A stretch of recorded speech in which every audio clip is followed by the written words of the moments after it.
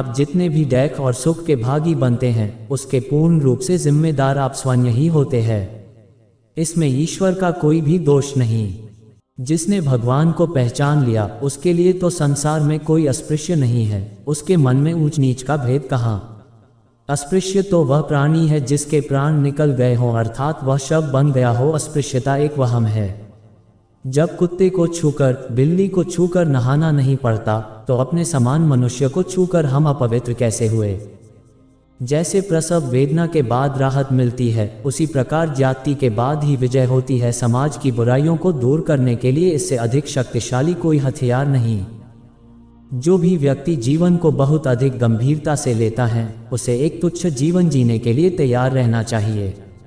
सुख दैक को समान रूप से स्वीकार करने वाला व्यक्ति ही सही मायनों में जीवन का आनंद ले पाता है।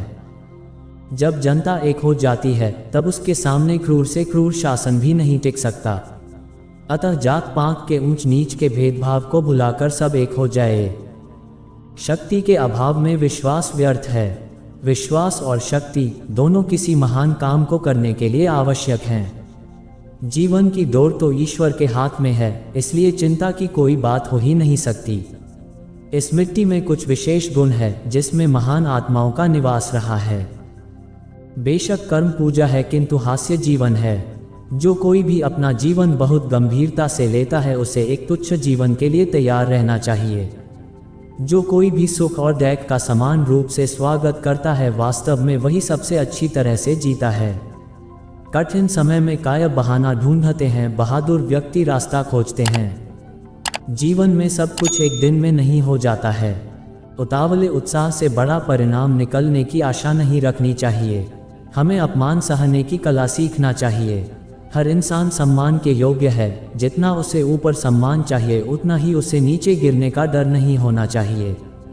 अविश्वास भय का कारण है। कर्तव्यनिष्ठ व्यक्ति सदैव आशावान रहता है। कठिनाई दूर करने का प्रयत्न ही न हो तो कठिनाई कैसे मिटे। इसे देखते ही हाथ पैर बांधकर बैठ जाना और उसे दूर करने का कोई भी प्रयास न करना निराकायरता है। कल किए जाने वाले कर्म का विचार करते करते आज का कर्म भी बिगड़ जाएगा, और आज के कर्म के बिना कल का कर्म भी नहीं होगा। अतः आज का कर्म कर लिया जाए तो कल का कर्म स्वतः हो जाएगा। भगवान किसी को दूसरे के दोषों का धनद नहीं देता। हर व्यक्ति अपने ही दोषों से दुखी होता है। अधिकार मनुष्य को अंधा बना देता है। इसे हजम करने के लिए जब तक पूरा मूल्य न चुकाया जाए, तब तक मिले हुए अधिकारों को भी हम गंवा बैठेंगे। शत्रु का लोहा भले ही गर्म हो जाए, पर हथौड़ा तो ठंडा रहकर ही काम दे सकता है। जीतने के बाद नम्रता और निर्भयता आनी चाहिए, और वह यदि न आए तो वह घमंड कहलाएगा। चूंकि पाप का भार बढ़ गया है, अतः संसार विनाश के मार्ग पर अग्रसर है। मानव ईश्वर प्रदत्त बुद्धि का उपयोग नहीं करता, आंखें होते हुए भी नहीं देखता, इसीलिए वह दुखी रहता है। हिंसा के बल पर ही जो सारी तैयारी करते हैं, उनके दिल में भय के सिवाय और कुछ नहीं होता। भय तो ईश्वर से होना चाहिए, किसी मनुष्य या सत्ता से नहीं। और भय को मिटाकर हम दूसरों को भयभीत करें तो इसके जैसा कोई पाप नहीं। मृत्यु ईश्वर निर्मित है। कोई किसी को प्राण न दे सकता है, न ले सकता है। सरकार की तोपें और बंदूकें हमारा कुछ भी नहीं कर सकती। संस्कृति समझ बूझकर शांति पर रची गई है। जो काम प्रेम शांति से होता है, वह वैर भाव से नहीं होता। अगर आपके पास शक्ति की कमी है तो विश्वास किसी काम का नहीं, क्योंकि महान उद्देश्यों की पूर्ति के लिए शक्ति और विश्वास दोनों का होना जरूरी है।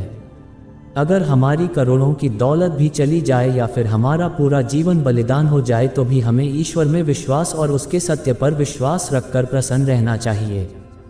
अधिकार मनुष्य को तब तक अंधा बनाए रखेंगे जब तक मनुष्य उस अधिकार को प्राप्त करने हेतु मूल्य न चुका दे। आज हमें ऊंच नीच, अमीर गरीब, जाति पंथ के भेदभावों को समाप्त कर देना चाहिए। इंसान जितने सम्मान के लायक हो, उतना ही उसका सम्मान करना चाहिए, उससे अधिक नहीं करना चाहिए, नहीं तो उसके नीचे गिरने का डर रहता है। कर्तव्यनिष्ठ पुरुष कभी निराश नहीं होता, अतः जब तक जीवित रहें और कर्तव्य करते रहें तो इसमें पूरा आनंद मिलेगा। किसी राष्ट्र के अंदर स्वतंत्रता की अग्नि जल जाने के बाद वह दमन से नहीं बुझाई जा सकती। स्वतंत्रता प्राप्ति के बाद भी यदि परतंत्रता की दुर्गंध आती रहे तो स्वतंत्रता की सुगंध नहीं फैल सकती। कोशिश करना हमारा फर्ज है। अगर हम अपने फर्ज को पूरा ना करें तो हम ईश्वर के गुनहगार बनते हैं। मेरी तो आदत पड़ गई है कि जहां पैर रख दिया वहां से पीछे न हटाया जाए। जहां पैर रखने के बाद वापस लौटना पड़े वहां पैर रखने की मुझे आदत नहीं। अंधेरे में कूद पड़ने का मेरा स्वभाव नहीं है। ये भारत के प्रत्येक नागरिक का कर्तव्य है कि वह अनुभव करे कि उसका देश स्वतंत्र है और देश की स्वतंत्रता की रक्षा करना उसका कर्तव्य है।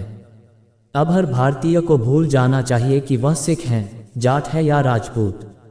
उसे केवल इतना याद रखना चाहिए कि अब वह केवल भारतीय है जिसके पास सभी अधिकार हैं, लेकिन उसके कुछ कर्तव्य भी हैं। स्वार्थ के हेतु राजद्रोह करने वालों से नरक का कुंड भरा है। हर जाति या राष्ट्र खाली तलवार से वीर नहीं बनता। तलवार तो रक्षा हेतु आवश्यक है, पर राष्ट्र की प्रगति को तो उसकी नैतिकता से ही मापा जा सकता है।